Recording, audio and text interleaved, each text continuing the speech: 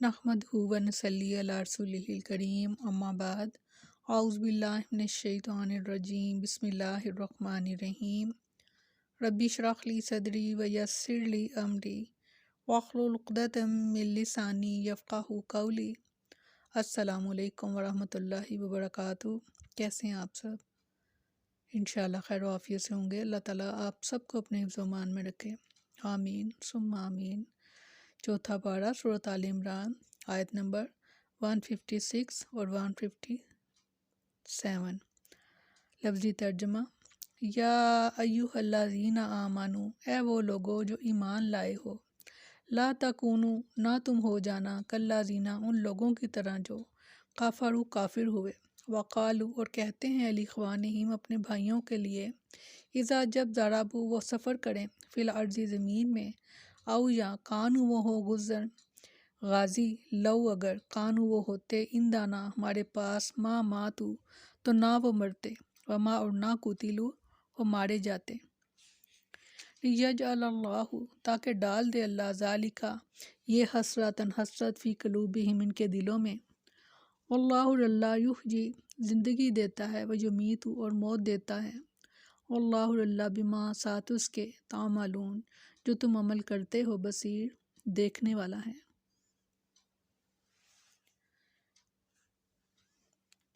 Valine, और अलबत्ता, अगर कुतिल तुम मारे जाओ, फ़ी सबिलिल्लाह, अल्लाह की राह में, औ यमुत तुम, या तुम मर जाओ, ला मग़फ़िरतुन, तो बख्शिश है, मिनल्लाह, अल्लाह की तरफ से, व रहमतुन, और रहमत है, खैरुन, कहीं बेहतर, मिम्मा, उससे, जो यजमाऊन, जो तुम जमा करते हो। वलाइन, और अगर मुत तुम मर जाओ, औ या कुतिल तुम मारे जाओ, ला इलल्लाही, तो अल्लाह ही की तरफ, तुहशरून, तुम सब इकट्ठे किए जाओगे।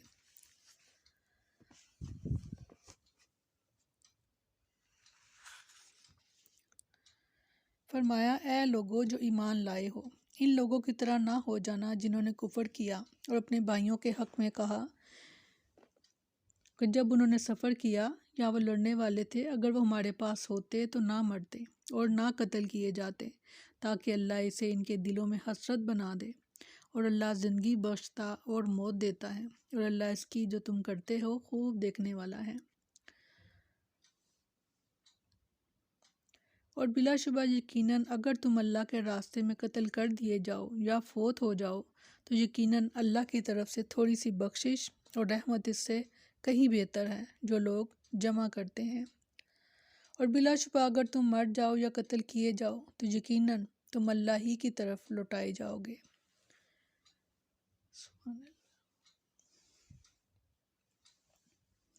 अल्लाह ताला ने अपने मोमिन बंदों को कुफार के इस फासद अकीदे की मुशाबहत इख्तियार करने से मना फरमाया, जो इनकी बात से मालूम होती है, जो उन्होंने अपने इन भाइयों के बारे में कही थी, जो सफ़रों और जंगों में फोत हो गए थे, कि अगर वो इन सफ़रों और जंगों को इख्तियार ना करते तो इस सूरत हाल से दो चार ना होते। ये अकीदा जो बुज़दिली की बुनियाद है, इसके बरक्स जब यह अकीदा हो कि मौत व हयात अल्लाह के हाथ में है, तो इससे इंसान के अंदर अज़म, हौसला और अल्लाह की राह में लड़ने का जज्बा पैदा होता है।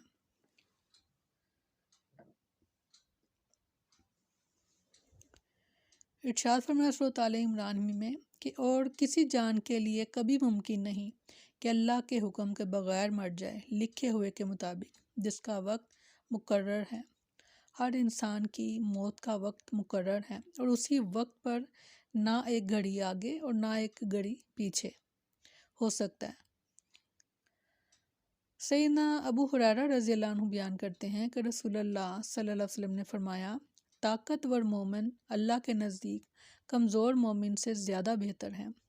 और ज़्यादा महबूब है, और वैसे हर एक में खैर है, यानी कमज़ोर मोमिन में भी खैर है और ताकतवर में भी, मगर पसंदीदा जो है वो ताकतवर मोमिन है। और इसलिए फिर कोशिश ये करनी चाहिए कि अपनी सेहत का ख्याल रखा जाए, और ईमान के साथ साथ अपनी सेहत का भी ख्याल रखा जाए, क्योंकि अल्लाह ताला को ताकतवर मोमिन पसंद है, जो कि दूसरों के काम आ सके। और जो चीज़ तुम्हें नफ़ा दे, इसकी ख्वाहिश करो और अल्लाह से मदद तलब करो, और आजिज़ और दरमांदा होकर ना बैठ जाओ, اگر تمہیں کوئی مصیبت پہنچ جائے تو یہ نہ کہا کرو کہ اگر میں ایسا اور ایسا کرتا تو یہ مصیبت مجھے نہ پہنچتی، بلکہ یہ کہا کرو یہ سب کچھ اللہ کی تقدیر سے تھا اور اس نے جو چاہا کیا،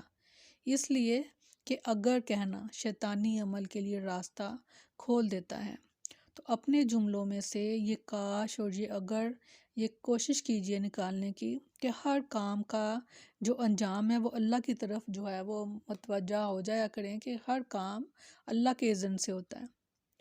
کوئی مشکل آئی تو وہ ہماری اپنی وجہ سے، جب اس کی کوئی رحمت ملی تو وہ اس کی وجہ سے،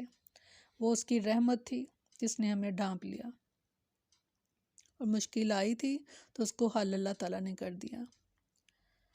تو یہ اگر کہنا، جو اگر مگر کہنا شیطانی عمل کے لیے راستہ کھول دیتا ہے، کیونکہ انسان جب اگر مگر کہتا ہے اور یہ کہتا ہے کہ اب، تو اس کا مطلب ہوتا ہے کہ مایوسی اس کے اندر آ جاتی ہے، اور شیطان تو یہی چاہتا ہے کہ اللہ کے بندے مایوس ہو کر بیٹھ جائیں، کچھ بھی نہ کریں اور بس سستی سے بیٹھ جائیں۔ تو اب یہ پچھلی آیت ہم نے پڑھی تھی کہ اللہ تعالیٰ نے فرمایا تھا کہ نہ تو کمزور پڑا کرو اور نہ ہی سست ہوا کرو۔ تو ایک عزم سے مومن بندوں کو چاہیے کہ اللہ کے راستے میں جس طرح بھی کوشش کر سکتے ہیں کریں، اور جو اگر کوئی خیر ملی ہے تو الحمدللہ، اگر کوئی مصیبت آ گئی، کوئی مشکل آ گئی تو الحمدللہ علی کلی حال۔ اور پھر موت تو ہر صورت آنی ہے، لیکن اگر موت ایسی آئے کہ جس کے بعد انسان اللہ کی مغفرت اور رحمت کا مستحق قرار پائے، تو یہ دنیا کے اموال اور اسباب سے بہت بہتر ہے کہ جس کے جمع کرنے میں انسان عمر کھپا دیتا ہے۔ اس لیے اللہ کی راہ میں جہاد کرنے سے گریز نہیں کرنا چاہیے، بلکہ اس میں رغبت اور شوق ہونا چاہیے کہ یہی نفاق کی موت سے بچنے کا صحیح طریقہ ہے۔ بہت اہم حدیث سیدنا ابو ہریرہ رضی اللہ عنہ بیان کرتے ہیں کہ رسول اللہ صلی اللہ علیہ وسلم نے فرمایا، جو شخص اس حالت میں مر جائے کہ اس نے نہ کبھی اللہ کے راستے میں جہاد کیا ہو اور نہ کبھی اس کے دل میں جہاد کرنے کا خیال آیا ہو، تو اس کی موت نفاق کے ایک شعبے پر ہوئی۔ بہت اہم حدیث ہے۔ اس کا یہ مطلب قطعاً بھی نہیں بنتا کہ آپ اپنی ہاتھ میں تلوار لیں اور دشمنوں پر ٹوٹ پڑیں۔ اس کا مطلب یہ ہے کہ جہاد، جیسے میں نے پہلے بھی کافی تفصیلاً بات اس موضوع پر کی تھی،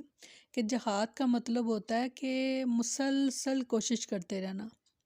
اور وہ کوشش اپنے قلم کے ذریعے آپ کر سکتے ہیں، آپ اپنی زبان کے ذریعے کر سکتے ہیں، آپ اپنے عمل کے ذریعے کر سکتے ہیں، وہ کسی طرح سے بھی آپ جہاد کا حصہ بن سکتے ہیں، کیونکہ اللہ کے راستے میں قیامت تک اللہ تعالیٰ نے فرمایا تھا کہ ایک جماعت ایسی ہوگی کہ جو اللہ کے لیے لڑتی رہے گی۔ تو اللہ تعالیٰ سے دعا کیا کریں کہ اللہ ہمیں اس جماعت میں شامل فرما اور ہمیشہ شامل فرما۔ اور یہ جہاد جیسے بھی کر سکتے ہیں آپ، اپنے مال سے، اپنی جان سے، اپنے ہنر سے، اپنے علم سے، جس طرح بھی مسلمانوں کے ساتھ آپ اتحاد، اپنی ان کو مدد ان کو پہنچا سکتے ہیں، ان کا کوئی بھلا کر سکتے ہیں تو ضرور کریں۔ اور پھر کبھی خیال بھی نہ آیا ہو کہ میں جہاد کروں، تو اس کی موت نفاق کے ایک شعبے پر ہوگی۔ تو کوشش کیجئے گا آج ہی صحیح جہاد کے لیے اپنے لیے دعا کریں کہ اللہ تعالیٰ ہمیں جہاد کے لیے اپنے لیے خاص فرما، تیرے راستے میں ہم جہاد کریں اور جہاد کرتے کرتے تیرے حضور پہنچ جائیں۔ آمین ثم آمین۔ اور سیدنا ابو ہریرہ رضی اللہ عنہ بیان کرتے ہیں کہ رسول اللہ صلی اللہ علیہ وسلم نے فرمایا، اللہ تعالیٰ کے راستے میں جہاد کرنے والے مجاہد کی مثال اس قیام کرنے والے اور روزہ رکھنے والے کی سی ہے جو نہ تو نماز سے غافل ہوتا ہے اور نہ ہی روزہ چھوڑتا ہے، حتیٰ کہ وہ اجر اور غنیمت لے کر واپس اپنے گھر پلٹ آئے یا اس کی موت آ جائے اور وہ جنت میں داخل ہو جائے۔ یعنی دونوں صورتوں میں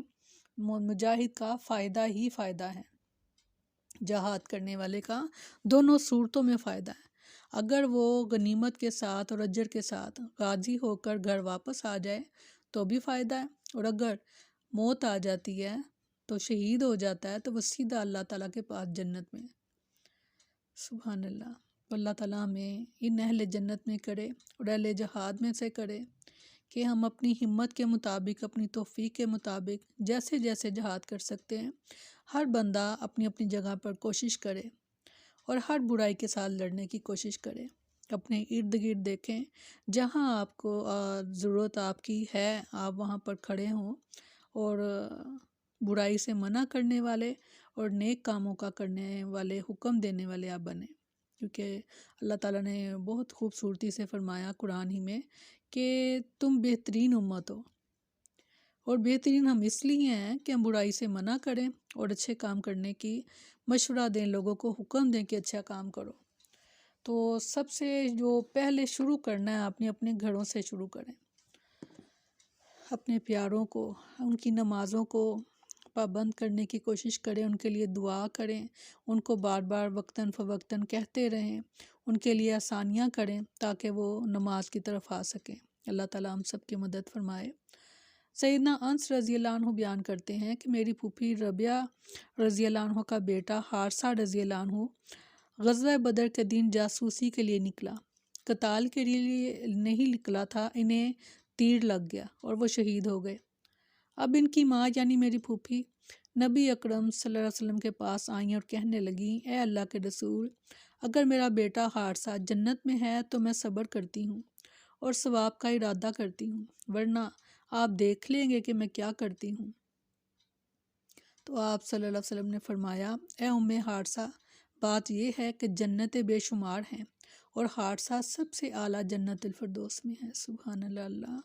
ہمیں بھی جنت الفردوس عطا فرما۔ اللہم انی اسألک جنت الفردوس، اللہم انی اسألک جنت الفردوس، اللہم انی اسألک جنت الفردوس، آمین ثم آمین۔ سبحانک اللہم و بحمدک، نشہد ان لا الہ الا انت، نستغفرک و نتوب الیک۔ سبحان ربک رب العزت عما یصفون وسلام علی المرسلین والحمد للہ رب العالمین۔ السلام علیکم ورحمۃ اللہ وبرکاتہ۔